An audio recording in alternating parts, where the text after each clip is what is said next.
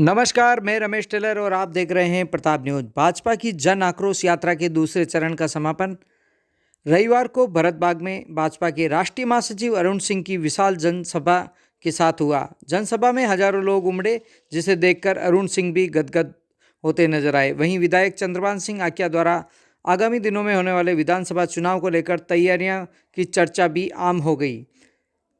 मुख्य अतिथि राज्यसभा सांसद अरुण सिंह पहुंचे सभा स्थल और सभा स्थल पर भाजपा जिंदाबाद के जयकारों के साथ ही सभा स्थल गुंजायमान हो उठा। प्रारंभ में अतिथियों का स्वागत सत्कार किया गया। सांसद सीपी जोशी ने अपने संबोधन में अहमदाबाद से उदयपुर के बाद अहमदाबाद चित्तौड़गढ़ के लिए ट्रेन शुरू करवाए जाने का भरोसा भी दिलाया है।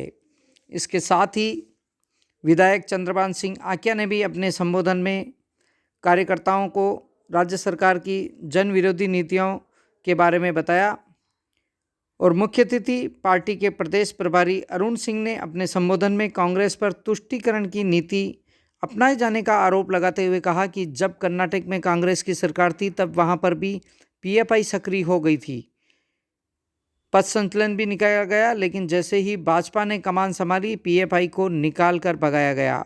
उसने राजस्थान के कोने में अपनी जड़ें जमा ली है, लेकिन मुख्यमंत्री अशोक गहलोत ने उस पर लगाम लगाने की कोशिश नहीं की।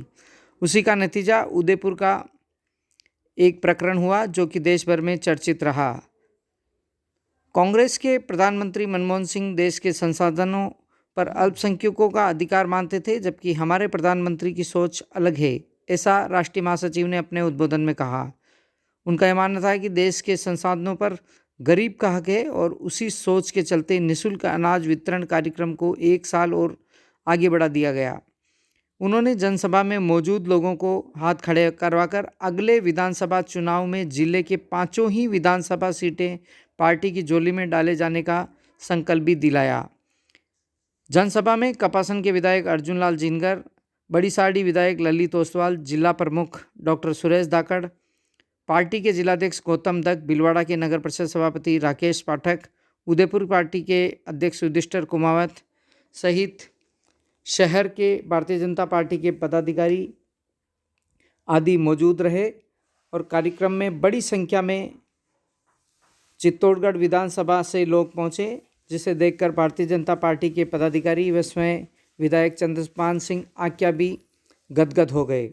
ऐसा शहर में माना जा रहा है कि विधायक की तैयारी शुरू हो गई है। पीएफआई का जाल पूरे अगर देखा जाए तो गहलोत जी के समय पूरे प्रदेश में पीएफआई का जाल फैला।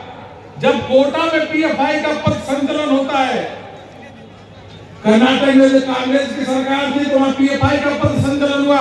हमारी भारतीय जनता पार्टी की सरकार बनी तो पीएफआई जो अलगाववादी आतंकवादी संगठन है उसको कर्नाटक से भगा दिया तो राजस्थान में आ गया।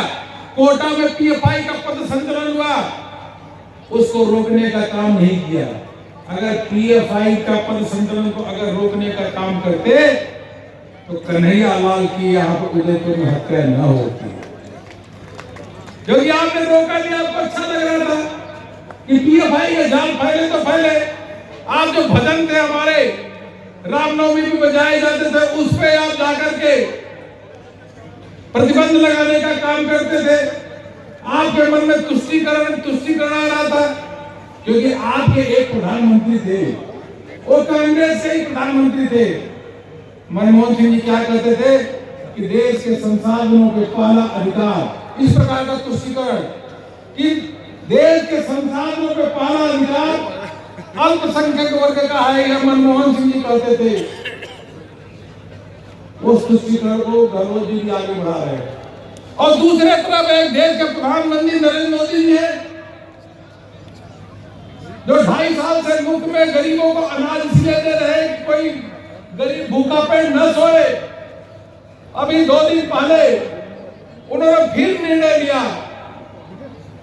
कि गरीबों को 1 साल तक मुफ्त में अनाज दिया जाएगा। हम प्रधानमंत्री जी का अभिनंदन करते हैं, वंदन करते हैं, क्योंकि सोच में फर्क।